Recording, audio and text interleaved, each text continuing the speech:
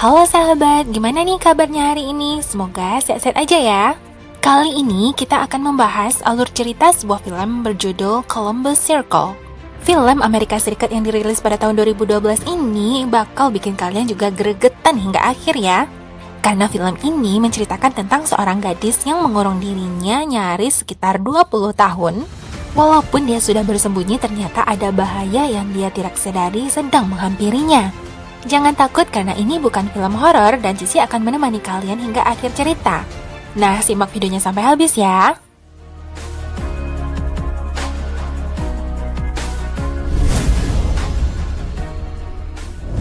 Film berawal dengan diperlihatkannya seorang nenek-nenek yang terbangun karena dia mendengar bunyi-bunyi asing yang sepertinya masuk ke dalam apartemennya.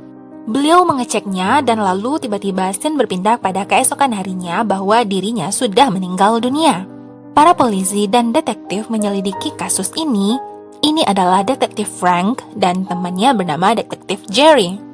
Demi menyelidiki kasus yang terlihat seolah-olah nenek ini bunuh diri, detektif Frank harus mencari informasi di sekitar. Informasi mungkin akan ia dapatkan dari orang-orang yang tinggal di sekitar apartemen nenek ini. Detektif Frank lalu memutuskan untuk menghubungi seseorang yang tinggal berseberangan dengan apartemen milik nenek ini.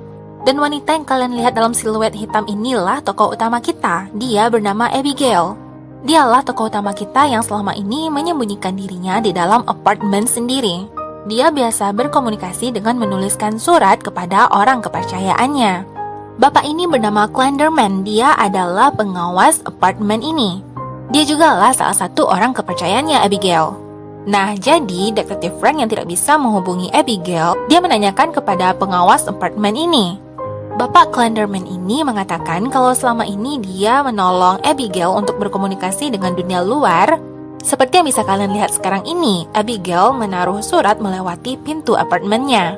Dengan begitulah Clenderman membantu Abigail untuk berkomunikasi dengan yang lainnya. Detektif Frank yang sepertinya dia benar-benar butuh berkomunikasi dengan Abigail untuk mencari informasi lain.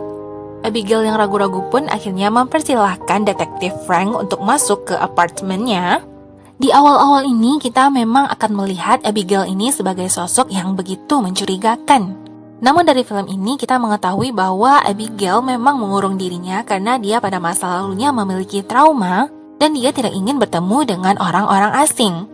Polisi ini menanyakan beberapa hal tentang apakah Abigail mendengar bunyi-bunyi aneh pada malam kematian nenek yang tinggal di seberang apartemennya. Abigail mengatakan kalau dia tidak mendengar apa-apa. Ketika sedang berada di sana dan diberikan secangkir minuman oleh Abigail, detektif Frank sempat melihat logo di dalam tadah kecil dari cangkir tersebut. Dan setelah sedikit banyaknya mereka mengobrol dan detektif Frank tidak menemukan hal-hal yang bisa mencurigai gadis ini, detektif Frank pun memutuskan untuk pamit.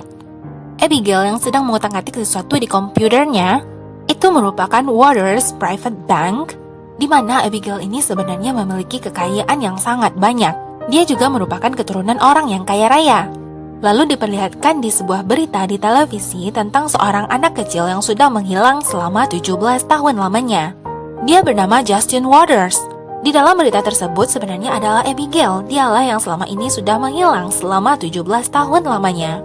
Beritanya menjadi sorotan karena memang dia adalah anak dari seorang yang kaya raya. Abigail memang sepertinya memiliki trauma masa lalu ketika ayahnya melakukan kekerasan terhadap ibu dan dirinya. Pada hari itu, detektif Frank pergi ke sebuah tempat di mana menjual buku dan barang-barang antik. Dia memperlihatkan kepada bapak pemilik toko antik ini sebuah lambang yang ia lihat sebelumnya di rumahnya Abigail. Bapak bertopi ini mengatakan kalau dia akan mencari tahu lambang yang diberikan oleh detektif Frank. Apartemen dari nenek yang sebelumnya sudah meninggal dunia itu sekarang sudah dibersihkan dan sepertinya ditawarkan kepada pasangan baru. Abigail dari apartemennya, dia mengamati dari lubang pintu, sepertinya memang ada seseorang yang akan membeli apartemen di seberang apartemen miliknya.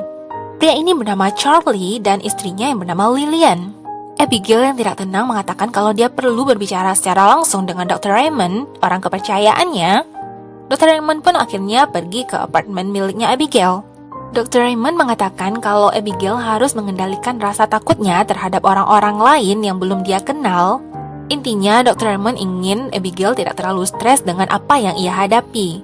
Malam harinya, ketika Abigail sedang memasak, dia mendengar bunyi-bunyi aneh dari apartemen seberang. Ternyata Charlie dan istrinya Lillian sedang bertengkar hebat. Suara pertengkaran itu sepertinya sedikit mengganggu Abigail karena terdengar sepertinya mereka saling menyerang dan terdengar ada suara pukulan. Ditambah lagi suara tangisannya Lillian yang bisa didengar oleh Abigail, dan Abigail yang melihat dari lubang pintu pun, ia pun bisa merasakannya.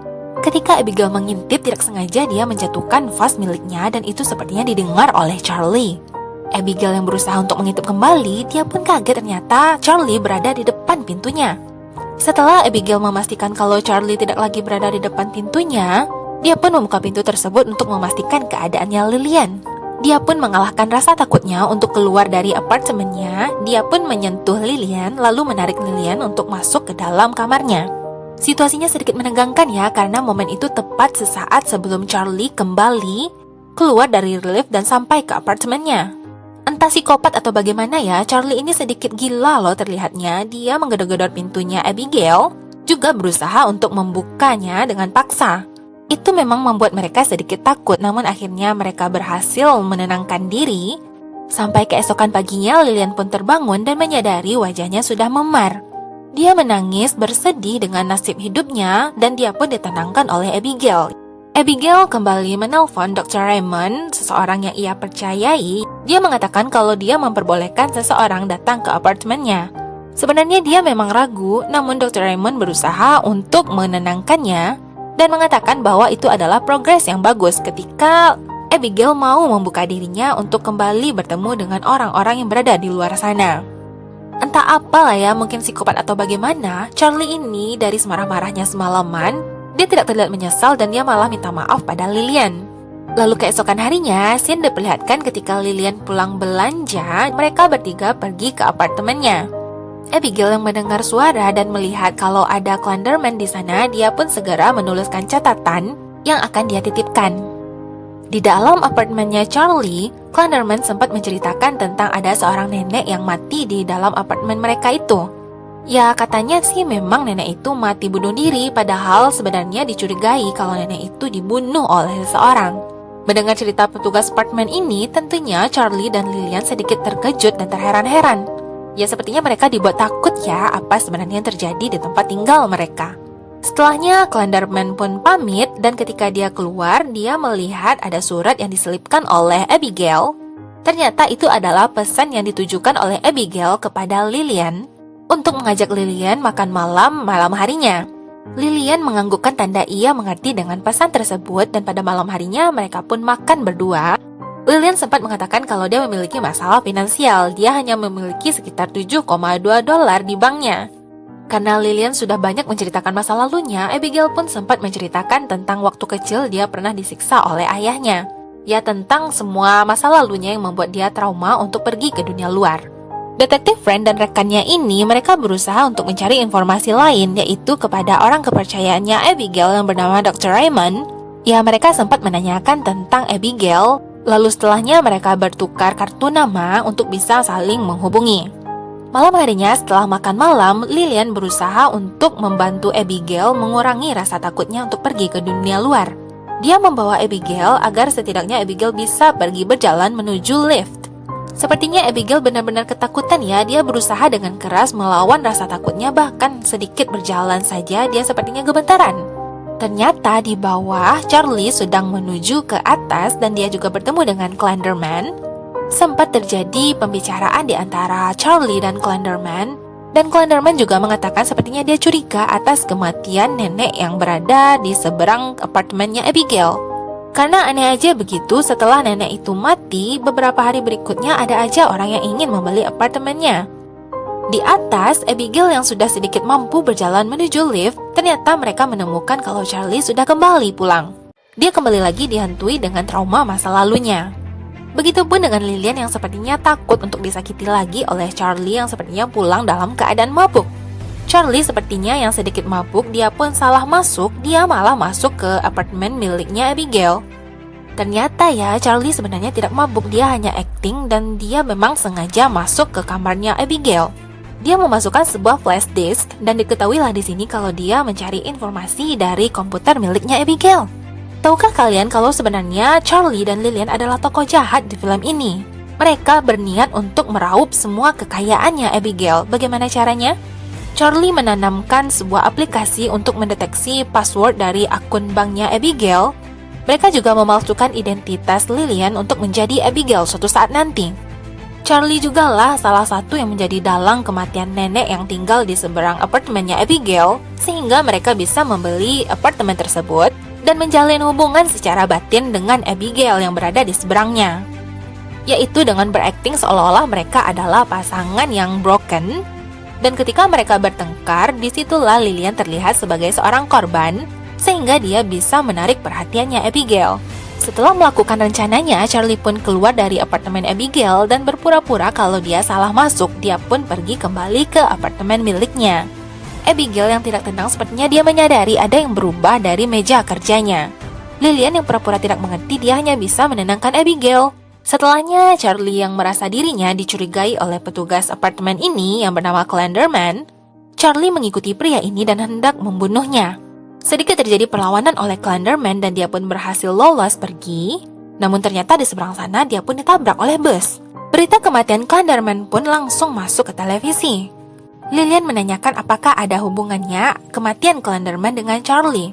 Memang benar adanya penyebab kematian Clenderman disebabkan oleh Charlie secara tidak langsung. Itu adalah hal yang harus mereka lakukan untuk menyelamatkan diri agar rahasia mereka tidak terbongkar. Di lain sisi, Abigail yang merasa tidak tenang dengan kejadian sebelumnya, dia pun menelpon orang yang ia percayai, yaitu Dr. Raymond. Dr. Raymond mengatakan kalau dia tidak bisa saat itu juga untuk datang ke apartemen miliknya Abigail. Ternyata dia juga adalah dalang di balik semua ini loh. Kalian lihat kan di sana ada Charlie dan Lillian, mereka bertiga ini sama-sama satu komplotan untuk mengambil semua harta kekayaannya Abigail yang merupakan keturunan orang yang kaya raya. Dr. Raymond yang menjadi orang kepercayaannya Abigail, dia mengetahui banyak hal tentang wanita tersebut. Sedangkan Charlie dan Lillian, mereka lah orang yang beraksi. Setelah membunuh nenek yang tinggal di seberang apartemennya Abigail, mereka menempati apartemen nenek tersebut. Namun di sini Dr. Raymond memarahi Charlie karena ulah Charlie yang mencurigakan sehingga detektif mengira kalau nenek itu bukan bunuh diri. Intinya di sini Raymond menyalahkan Charlie atas pekerjaan Charlie yang membuat para detektif dan polisi merasa curiga. Charlie yang tidak terima kalau Raymond selama ini hanya bersembunyi dan mengendalikan mereka, sementara Charlie melakukan semua kegiatan yang kotor. Lillian sempat terkejut dengan tindakannya Charlie yang membunuh Dr. Raymond. Namun walau bagaimanapun mereka adalah satu tim sehingga dia hanya bisa membantu Charlie untuk menguburkan jasadnya Dr. Raymond. Setelah melakukan semua tindakan kotor mereka berdua, Charlie dan Lillian kembali ke apartemennya dan memikirkan bagaimana mereka akan melanjutkan misi ini, yaitu untuk menguras harta kekayaannya Abigail. Mereka pun memiliki ide. Mereka kembali merekayasa pertengkaran di antara keduanya dan terlihatlah di sini Lillian yang berusaha mencari pertolongan. Lillian menggedor-gedor apartemen miliknya Abigail. Dan Abigail yang mendengar teriakan Lillian mau tidak mau dia harus menyelamatkannya. Dia membuka pintu apartemennya dan ternyata Charlie di sini berusaha merangsek masuk. Abigail yang melihat pertengkaran hebat antara Lillian dan suaminya Charlie, dia hanya bisa mundur dan tidak bisa berbuat apa-apa. Setelahnya menggunakan sebuah pistol yang sekarang berada di tangannya Lillian, Lillian menembak Charlie. Charlie terlihat seolah-olah kesakitan, lalu ternyata di belakang Charlie, Abigail malah menusuknya. Lillian pun berteriak dibuat ketakutan karena Abigail sudah menusuk Charlie, yang mana itu membuat Charlie benar-benar terbunuh. Nah, kalian sadar kan kalau sebenarnya mereka itu hanya berakting bertengkar? Namun Abigail yang berniat baik sebenarnya ingin menolong Lillian ini malah benar-benar membunuh Charlie. Itu bukanlah salahnya Abigail, melainkan itu adalah salah dari Lillian dan Charlie yang berakting sampai sejauh ini. Berarti di sini Lillian hanya tinggal seorang diri ya. Abigail yang ketakutan langsung menutup pintu apartemennya. Dia berusaha untuk menghubungi Dr. Raymond, namun Dr. Raymond sudah mati dan dikubur di belakang rumahnya. Lillian sempat menyalahkan Abigail yang membunuh suaminya. Sedangkan Abigail yang tidak mengetahui apa-apa dan hanya ingin membantu, dia pun dibuat stres. Keesokan harinya, Detektif Frank yang kembali lagi ke sebuah toko antik yang ia temui sebelumnya. Bapak pemilik toko antik ini mengatakan kalau logo yang diberikan oleh Detektif Frank sebenarnya adalah berbentuk W, yaitu logo dari sebuah keluarga kaya raya yang bernama Waters Family. Waters Family adalah keluarganya Abigail. yang mana dulu Abigail bernama Justin Waters. Detektif Jerry yang merupakan rekannya Detektif Frank, dia mendapatkan berita tentang kaitan kematiannya nenek yang berada di seberang apartemennya Abigail dengan Dr. Raymond yang sebenarnya sekarang sudah mati. Mereka berdua pergi ke rumahnya Dr. Raymond, namun Dr. Raymond tidak ada di rumah. Mereka mendengar ada bunyi anjing Dr. Raymond yang mengais-ngais sesuatu di belakang rumah. Disinilah mereka mendapati kalau ada mayat yang dikubur di sana. Sedangkan Abigail yang sedang mengutak-ngatik sesuatu yang berada di komputernya, tanpa dia ketahui kalau password dari akun banknya sedang disadap oleh Lillian. Lalu Abigail kembali menghubungi Dr. Raymond, dan ternyata pada saat bersamaan ketika polisi tersebut melihat jasadnya Dr. Raymond, mereka mendengar bunyi ponselnya Dr. Raymond yang juga terkubur bersama mayatnya. Pagi itu, Lillian menyuruh Abigail untuk beristirahat dan berberes. Lillian yang mendengar bunyi teleponnya Abigail, dia pun mengangkatnya. Ternyata itu adalah telepon dari Detektif Frank. Yang mengangkat itu adalah Lillian yang berpura-pura menjadi Abigail. Padahal Dr. Frank di sini mengatakan kalau sebaiknya Abigail berhati-hati karena Dr. Raymond sudah terbunuh dan mayatnya baru saja ditemukan. Dan berkemungkinan Abigail berada dalam bahaya dan juga Abigail harus berhati-hati dengan dua orang yang tinggal di depan apartemennya sekarang. Namun bisa kalian lihat sendiri kalau informasi tersebut tidak tersampaikan langsung kepada Abigail. Setelah berberes, Abigail pun turun ke bawah dan menyelimuti mayatnya Charlie. Dia mendapati kalau sebenarnya di bagian dada Charlie itu hanyalah darah palsu. Terdapat kantong darah yang seolah-olah dia sudah ditembak oleh Lillian. Begitupun dengan pistol yang digunakan oleh Lillian, tidak ada peluru yang terpakai satupun. Ternyata pada saat bersamaan ada seorang wanita yang sedang berlari menuju bank. Dia adalah Lillian yang menyamar sebagai Abigail. Pada saat itulah Abigail langsung menyadari bahwa dirinya selama ini sudah dibodohi oleh orang sekitarnya. Termasuk oleh Dr. Raymond, orang kepercayaannya yang menyuruh agar Abigail tetap berteman dengan Lillian. Semuanya berkelabat di dalam pikirannya. Dan pada saat itu pula, Lillian yang sedang menyamar menjadi Abigail, dia di sini berencana untuk mengambil semua harta kekayaannya Abigail. Abigail yang merasa panik lalu menghubungi Detektif Frank. Ketahuilah kalau sebenarnya Detektif Frank sudah menelpon Abigail sebelumnya, namun Abigail tidak mengetahui kalau ada telepon dari Detektif Frank. Dari saat itulah Abigail menyadari bahwa sebenarnya yang menerima telepon sebelumnya bukanlah dirinya, melainkan Lillian. Lillian sekarang saat ini berada di bank ingin mencairkan semua isi rekeningnya Abigail. Namun dia harus menghadapi beberapa hadangan ketika dia ditanyai oleh petugas bank tersebut. Ya tentang identitasnya, begitupun password dari akun banknya. Di lain sisi, dengan sigapnya Abigail mengutak-ngatik sesuatu dari komputernya. Apakah yang terjadi? Kita simak nanti ya. Dia menghubungi beberapa orang dari awak media bahwa Justin Waters yang selama ini dicari-cari oleh orang banyak tentang dirinya yang sudah menghilang semenjak 17 tahun yang lalu. Dan pada saat sekarang ini, wanita yang bernama Justin Waters itu akan pergi keluar dari persembunyiannya. Akan bisa mereka temui di Waters Private Bank. Dia berambut hitam dan juga memakai gaun berwarna hitam. Di sisi lain, Lillian yang sekarang sedang menyamar sebagai Abigail, dia sempat ditanyai oleh petugas bank beberapa pertanyaan tentang kepuasannya terhadap layanan bank. Lillian juga sempat dibuat deg-degan dan takut ketika dia melihat polisi yang membawa senjata. Ternyata polisi ini hanya meminta tanda tangan kepada petugas. Dia juga meyakinkan petugas ini bahwa dia sedang berburu-buru karena dia harus pergi untuk naik pesawat. Sebelum dia menutup akun banknya, dia ingin menanyakan berapa isi dari akun rekening tersebut. Petugas bank ini mengatakan kalau rekeningnya berisikan 720. Lillian merasa tertawa dan menang, yang dia kira adalah 720 juta dolar. Ternyata rekening itu hanya berisikan 720, yaitu 7 dolar 20 sen, yaitu 7,2 dolar. Sesuai dengan jumlah yang dikatakan oleh Lillian sebelumnya kepada Abigail tentang rekeningnya dalam nominal yang sangat kecil. Nah, pada titik itulah Lillian menyadari kalau sebenarnya semua rahasianya dan rencananya sudah diketahui oleh Abigail. Dan Abigail lebih dulu dan lebih cepat memindahkan semua uang yang berada akun rekeningnya kepada akun yang lain. Lillian yang merasa kalah dan ia juga tidak mendapatkan semua harta kekayaannya Abigail, dia pun pergi memutuskan untuk keluar dari bank tersebut. Ternyata sesaat ketika dia hendak keluar, dia bertemu dengan Abigail yang asli. Abigail mengatakan kalau dia akan meninggalkan tempat tersebut. Bukankah ini kan yang kamu inginkan? Kamu ingin menjadi diriku, kamu ingin mengambil identitasku dan juga mengambil semua uangku. Lillian berusaha untuk meyakinkan Abigail agar dirinya tidak dijebloskan ke penjara atau ditempatkan dalam situasi yang berbahaya. Ya, tetapi Abigail yang sudah mengetahui semua kedok orang-orang yang berada di sekitarnya ingin menghancurkannya, termasuk Lillian, tentunya tidak akan ingin lagi membantu Lillian. Lillian pun akhirnya pergi keluar dan dia menyadari bahwa terdapat banyak sekali wartawan yang mencarinya. Semua orang termasuk para wartawan dan kameramen ini, mereka tahunya kalau yang keluar dari bank tersebut adalah Justin Waters yang selama ini menghilang. Sebenarnya yang dicari-cari oleh semua orang adalah Abigail ya. Ya, tetapi karena Lillian yang menyamar sebagai Abigail, dialah yang akhirnya menjadi serbuan para wartawan. Ditambah lagi, di apartemennya Abigail ada mayat Charlie yang mungkin nanti akan disalahkan kepada Lillian yang membunuhnya. Ya, namanya juga itu adalah apartemennya Abigail ya, yang sekarang Lillian sebagai Abigail, berarti Lillian lah yang akan dihukum.